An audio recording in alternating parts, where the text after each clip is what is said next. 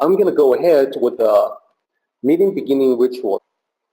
起立，面向佛堂，参加三鞠躬、一鞠躬、再鞠躬、三鞠躬，参加各位点传世一鞠躬，开班一鞠躬，请坐下。Please be seated. Let's begin by covering the paraphrase of 81. So we spent quite a few weekends already to talk about the meaning of 81.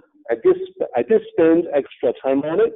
The reason is because chapter 81, being the last chapter, has a special significance.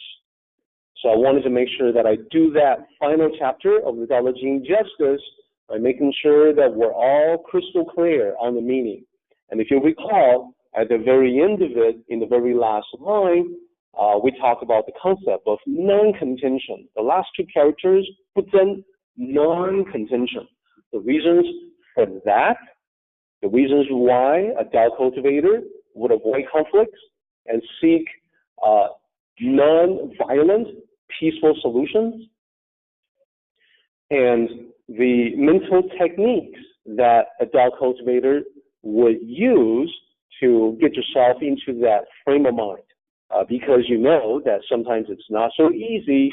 Sometimes you know that the annoying person, the other party, seems to be just asking for it, quote unquote.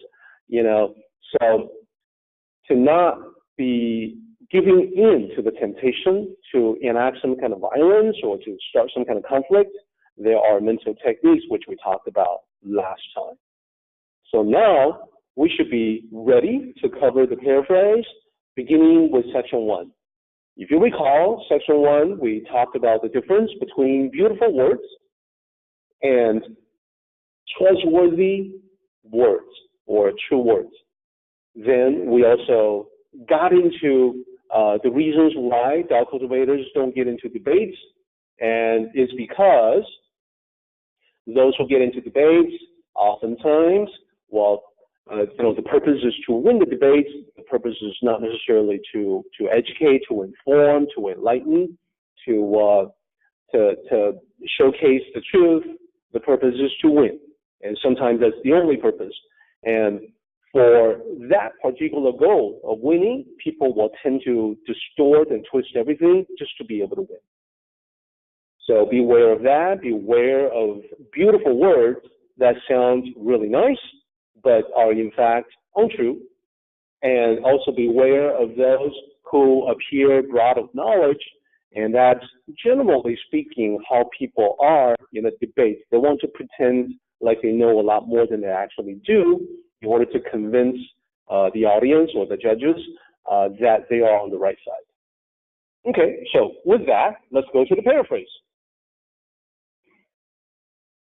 Blunt truths about the world may not be pleasing to hear. People prefer beautiful, soothing words, even if they distort reality. Unscrupulous people will take advantage of this and use such words in debates to be victorious. Knowing this, the good and wise avoid getting into debates in the first place, particularly the kind where participants put on scholarly airs and pretend to know more than they actually do. So I think, right off the bat, I've offended a lot of people who get into debates and, pretend like they are, learned scholars with a great deal of knowledge, etc. And that's, I actually know quite a few people who fall into that category. So I will do everything I can to keep myself from following that particular example, stay away from debates. Okay, so moving on to the next section. Now we're talking about something completely different, and that's about avoiding the accumulation of things, clutter, and the reasons why. So this is a different topic. Now, let's take a look at how the paraphrase shapes up. In addition to debates, Tao sages also avoid the accumulation of clutter. Their focus is not on personal gain, but on helping and giving to others. The more they do this, the more they enrich themselves spiritually. So there are good, sound reasons for everything that Tao cultivators and Tao sages do. So why do they not accumulate clutter? Well, it's because there's power. There's power in giving. There's spiritual enrichment in being able to help other people. So let's go ahead and wrap it up. So the final section of 81 is about the Tao of heaven and how that is different from the Tao of sages.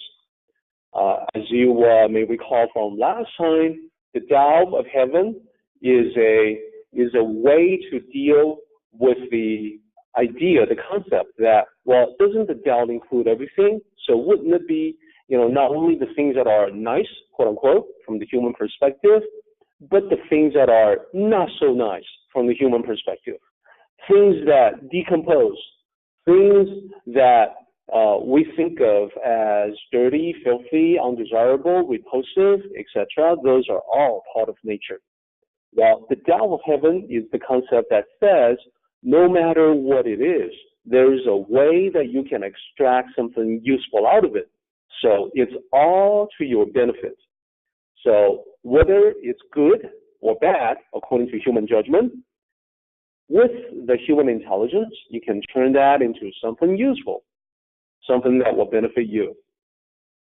The Tao of sages will elevate that to the next level and provide benefits to other people, not extracting benefits from nature, but the next level is to actively assist and avoid contention for all the reasons that we talked about last time and with the techniques that we discussed last time. So with that, let's go ahead and cover the final paraphrase of the final section of the final chapter of the Tao Te Ching, or the final verse, if you prefer. The sages recognize the heavenly Tao as a positive force of nature. Human beings who know how to work with it will benefit from it while avoiding harm. The Tao of the sages, following the same pattern, provides beneficial assistance to everyone it touches, in the spirit of harmony and non-contention. So that wraps it up. The Tao Te Ching, beginning to end, we began with chapter 1. We're ending now with chapter 81. For the second half of it,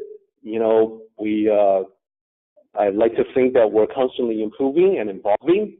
So we got our act together. We made the presentation much, I think, richer than it used to be, with a lot more details than before, a lot more analysis, many more slides. Usually, a typical deck that I present on a Sunday will span about 30 slides. Today, I think, is probably going to be no exception. So this epiphany, these improvements that we made occurred halfway through this last round of going through from chapter 1 to chapter 81. So the improvements didn't really show up until about chapter 45, or verse 45, if you prefer. And this is the reason why I am very excited and thrilled to be going back to chapter 1 so we can record a complete set. Let's go ahead and do the meeting ending ritual, everybody.